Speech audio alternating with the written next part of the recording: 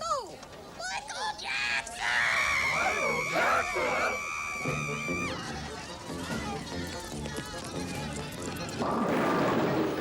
Michael Jackson's new feature film Moonwalker is now on general release throughout Britain and Europe. Although he has starred in The Wiz and Walt Disney's Captain EO, this is his first independent movie project, which he wrote and financed. Well, the basic idea and storyline came from the song Smooth Criminal, which Michael wrote very early on. And he took that and he just started to write this little movie. And it would start out to be a short story, but Michael starts writing, he doesn't quit, so it became a little longer. And then there were some other songs that he wrote some scripts to that are in the piece, and it just sort of evolved.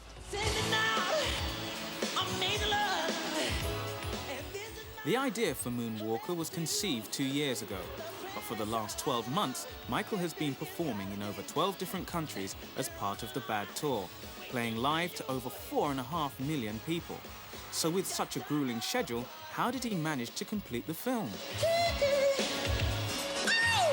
We started shooting Moonwalker before we even finished the album. So we started some of the principal photography and a lot of the planning prior to the finishing of the album. Then we finished the album, then we did more shooting, then I prepared for a tour. We went to Japan, we came back, we shot more of the film. So it took a while, but of course a lot of the other production stuff was being done, and then tapes were being sent to Michael and I so that we could review them and, you know, have our creative input, or Michael's creative input.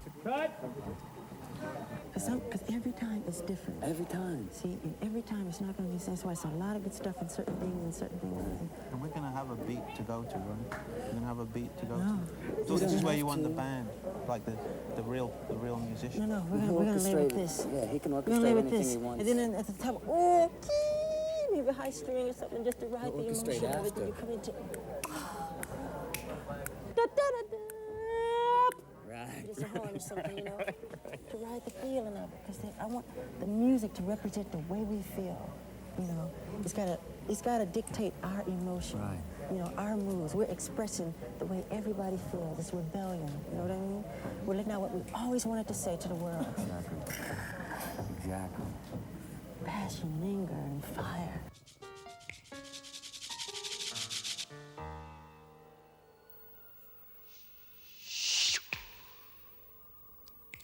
Jackson has become more involved not only with acting, but also the art of filmmaking, having worked with John Landis and Martin Scorsese, the directors of Thriller and The Bad videos.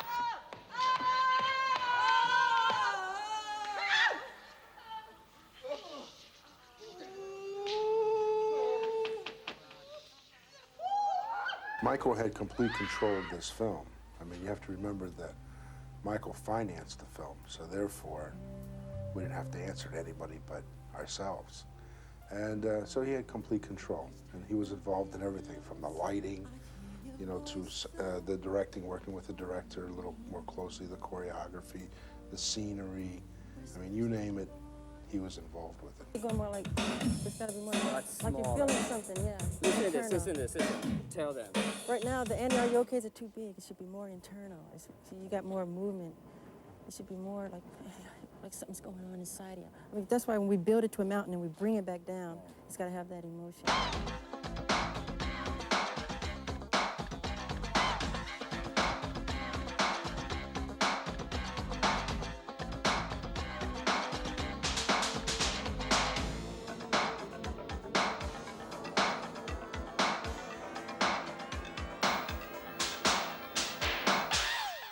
Okay, here we go. Places, please, everyone. It wasn't only members of the cast who turned up for filming.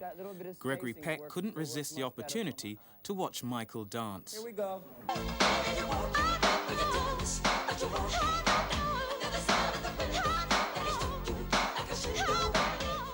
And neither could Robert De Niro.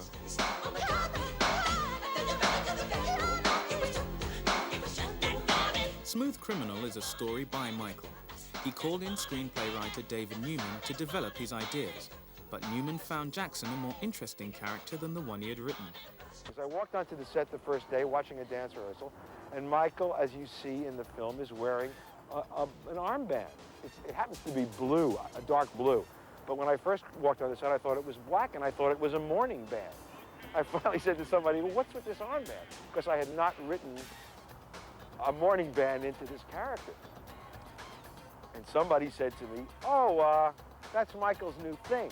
It's puzzling, it's mysterious, it's mystical. It gives this character a life off screen that I don't know about, and I wrote this character. But Michael knows about it, and he makes that stuff work for him. Latest one was today. If you, we're in the middle of shooting the big song and dance sequence, and Michael's wearing Band-Aids, white Band-Aids on his fingers. And I said to the director, what happened to Michael's fingers? Nothing. He said to Michael, what's with the Band-Aids? And Michael said, it helps my character. Then I said something that had to do with an idea I had involving the shooting star that figures in the movie. It's a kind of magical symbol that prefigures all the events in the Michael character's life, and it sort of watches over him like a guardian angel. And there was something about the shooting star that got to Michael, because the minute I said that, his eyes turned, and he just locked eyes with me for the first time, really. Big smile, and from then on, we were in total communication.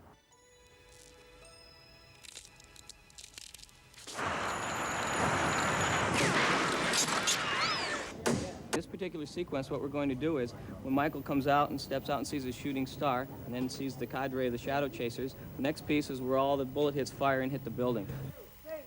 The set was cleared and the mini explosives were triggered by remote control.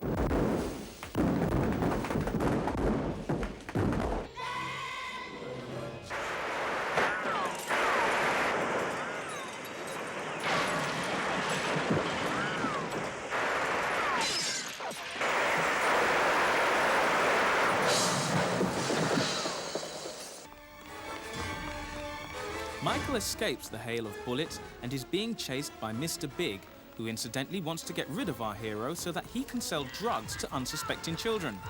To enhance the look of this sequence, the cobbled streets are sprayed with water and given soft blue lighting. Highly trained dogs are brought in to increase the suspense of the chase.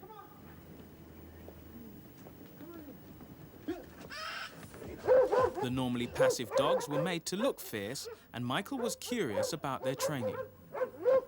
Just plain first, Yeah, see how it and looks. try to get them to bark. Yeah, first off, yeah, what's Have you seen him when we put a snarl on him? Yeah, what's there? I mean, with the device? No. Oh, we'll show him one. Just get us one together, we'll show him. We got like 5 minutes. The device a dogs wear to appear fierce is totally harmless. That looks ferocious. Yes, Then we it can did.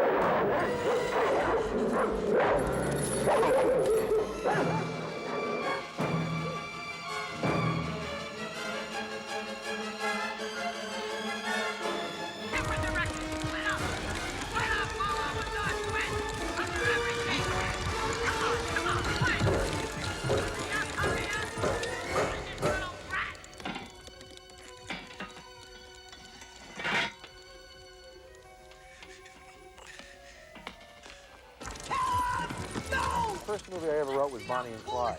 And I also, with my wife, wrote all 3 Superman movies, 1, 2, and 3.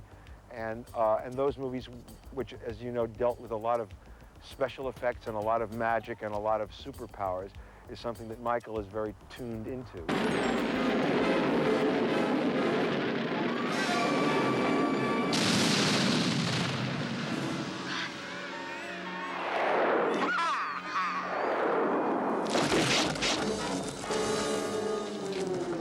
On Superman, I was just purely working in special effects, and I'd worked on many other films, Rocky Horror Picture Show, Tommy, Battle of Britain in 1968, and I'd worked, I guess, for 16 or 18 years as a special effects man when I decided that I was going to make the move over to being just a director, and felt that the background that I had in special effects could only help me in my new endeavor as a director. There he is! Hold it! Hey! Hold it! He's not going anywhere.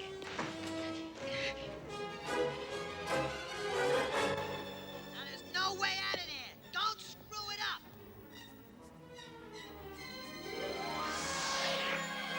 Cornered and frightened, our hero uses his amazing power to change shape. All right, come on, come on, what are you waiting for? There's only one guy.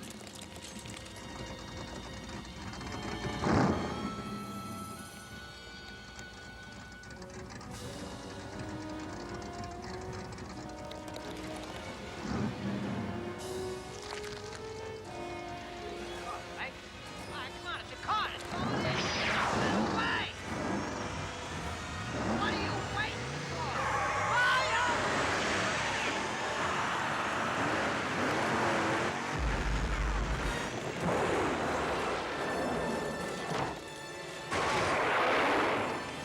What the hell was that? What is it? Get him! Get him! Go get him! Get him! Come on, get him!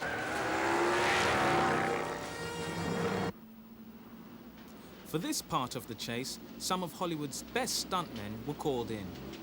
My name is John Haitley. I raced professionally for almost 14 years on dirt track, road racing, speedway, motocross. So I'm fairly well-rounded on a motorcycle.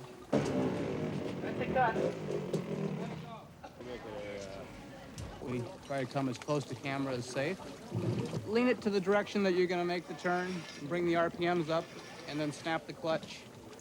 Hopefully it won't snap all the way around. It's a little tricky on this wet pavement, but that's what we get paid for.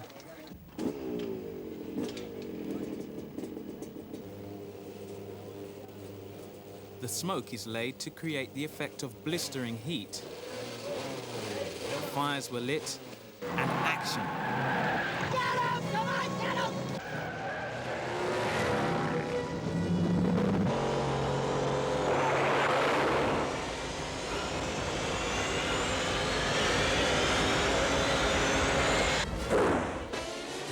Michael had the initial concept, which was really a lot of concepts that he needed to be brought into one story. And from that point of view, he's a very clever man. He knows exactly what he wants to see. He doesn't really have time in his busy schedule to put it together as he would like to. So I worked with him, and we brought the writer David Newman to come and write the script with us so we could incorporate his ideas. And Michael's very open to suggestions. I mean, his eye is so good, he knows exactly what he wants and doesn't always get it the first time, but that's inevitable when you're making movies. But we kept at it until we got it right. Michael chose Colin Chilvers to direct Smooth Criminal because of his previous experience in film special effects. Colin's knowledge came in handy, especially for Michael's spectacular robot transformation.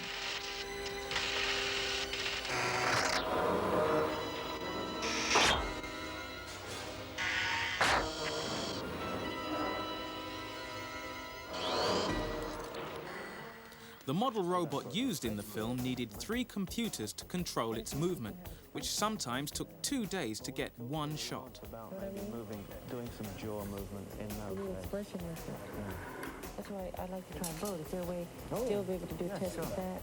No. We want some more of this kind of stuff on Yeah, as long as it doesn't compete with this, because this is got to be bigger. Oh, yeah. It goes round. It's a nice model. Any more detailing on here like this?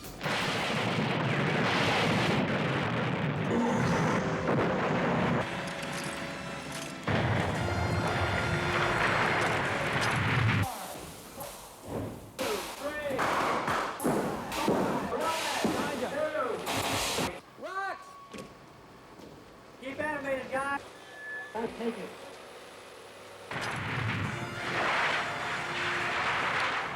From a technical standpoint, we use better equipment. I think it's like there's so much electronics used in special effects these days. It's like computers. It just keeps growing and getting better by the day, sometimes by the hour. And we took full advantage of that. And I think because of the challenges that we were giving to the effects people, they actually had to come up with bigger and better. The same kind of technology, but just bigger and better.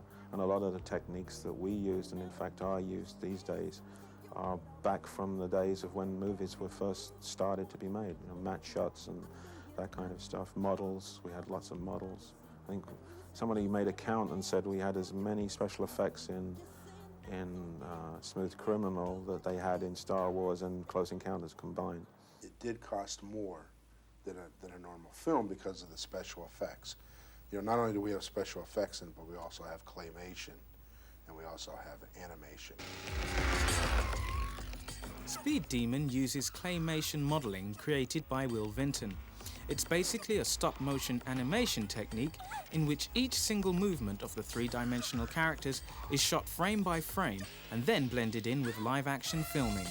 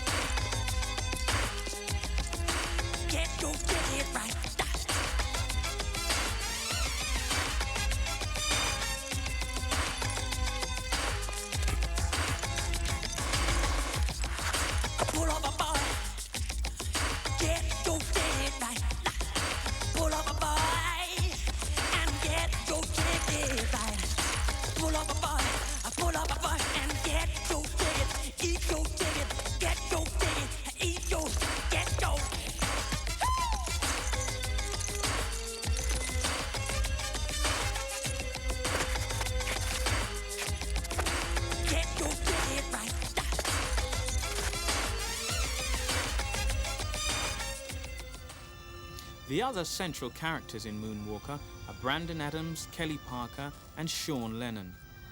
Where's he going?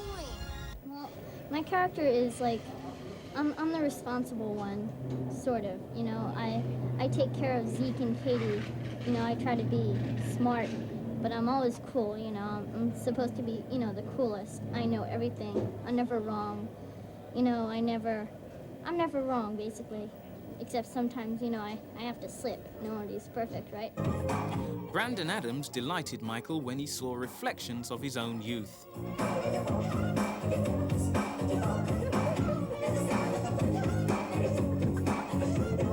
Well, my name is really Brandon Adams, and I play the part of Zeke. And Zeke is cool, but hyper, too. And a motor mouth that never stops. And the girl Michael has to save? Wants to be one of the boys. If she wants to be one of the boys. And likes a dog. Then there's Joe Pesci, who plays the evil Mr. Big. How I got this job? Well, Michael Jackson's manager, Frank DeLeo. I knew him back in Pittsburgh. He used to be a loan shark. I met him there. I borrowed some money off him, and I never paid him back, so it was either get my legs broke or take the job. Isn't that how everybody got this job, by the way? Michael also has something to say to the world's press in this completely animated segment of Moonwalker.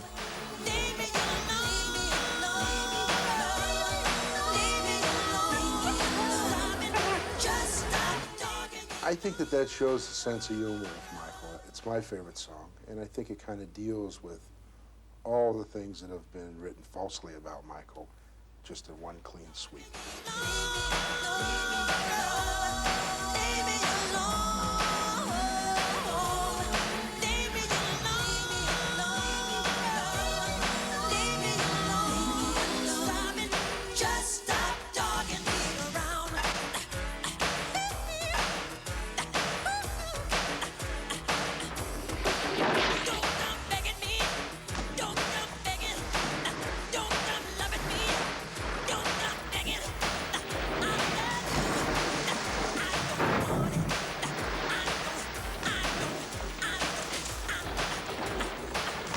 With all the main theme music taken from his latest album, criticism has been made that the film is just a 90-minute movie promo for Michael Jackson. No, it's not a promo for Michael. It's entertainment. You know, people have to understand that the idea of films, in cinema is that you go in and you come out entertained. You leave all your problems on the outside. You go in and use your imagination. And that's exactly what will happen to people when they come to see this film. I mean, this isn't, we didn't make terms of endearment. I mean, we don't want you to come out and be crying. We don't want you to come out sadder than you went in. You're there to be entertained. If you want to be entertained, show up. You're going to get entertained. If you're looking to find another problem in life, well, it's not going to be in that film. It's got substance to it, and it's not a promo for Michael. I mean, we're not doing commercials. We're dealing with happiness. Dealing with happiness is one thing, but in this film, fans will have to get used to seeing a more violent side of Michael's character.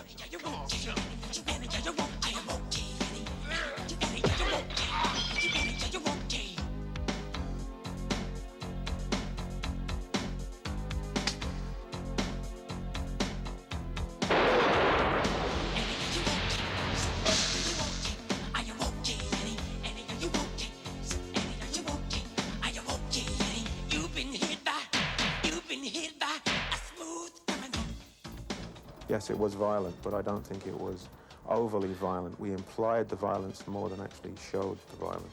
I think it surprised a lot of people. When we was running screenings for the international film market last year, a lot of people came up to me afterwards and said, we would never have expected this kind of a product from Michael Jackson. Well, there is violence out there, and Michael accepts that there's violence out there, and the fact that he, in our film, overcomes the violence, I think, is the message that he may want to put out. Although Colin Chilvers directed Smooth Criminal, he didn't see the full-length film until it was finally completed.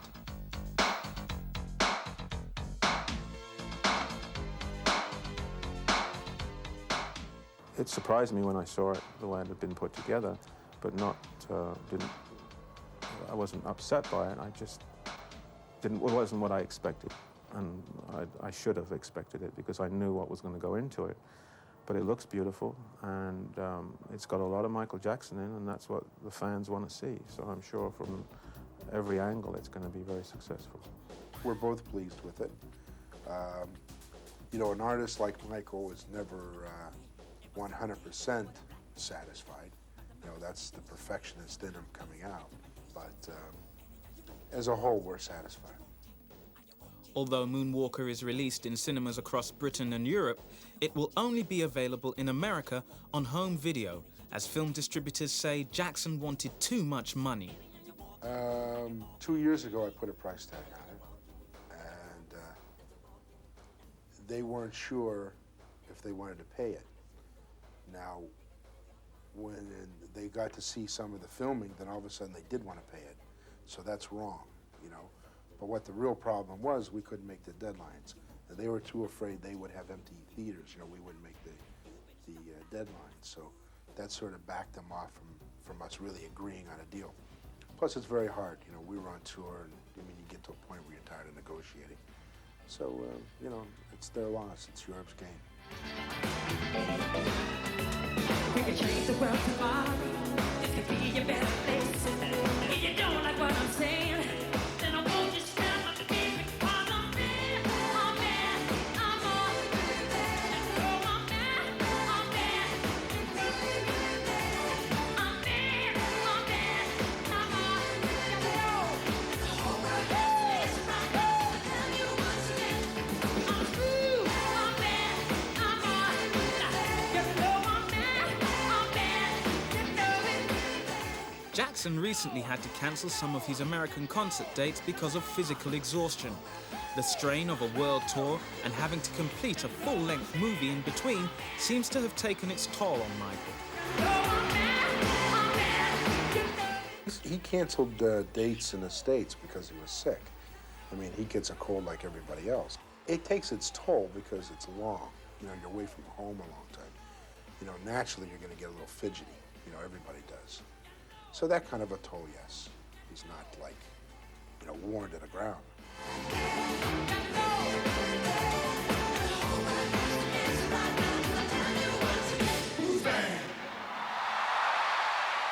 Michael is probably not going to tour again You know, we're not going to do this extensive of a tour again. This was a very long one, very successful, biggest tour in history, played to 4.5 million people.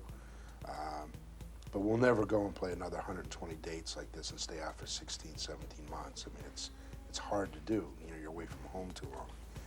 And if I had to do this again and gain another 40 pounds like I did this year, I mean, I'd probably end up dead. So, no, we're not going to do this kind of a tour. We will probably concentrate on films now. I think that's the natural step for him to take. In spite of the physical and mental pressures of being a pop star, movie producer, and actor, Michael still found time to have some fun on the set with basketball's living legends, the Harlem Globetrotters.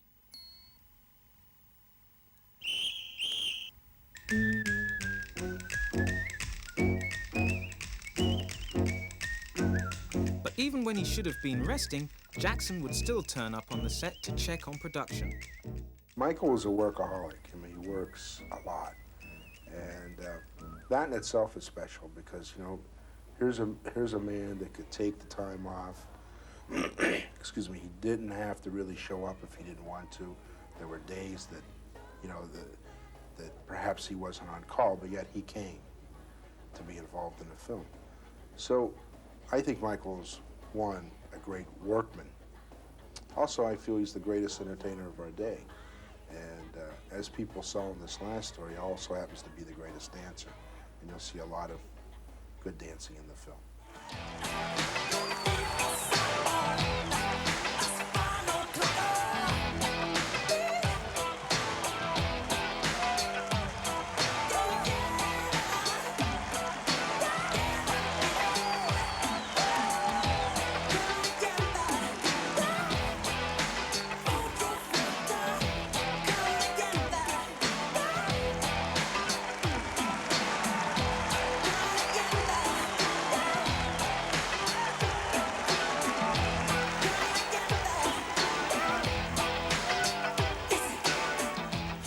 At the end of the film, Michael gives us yet another burst of his mainstay talent.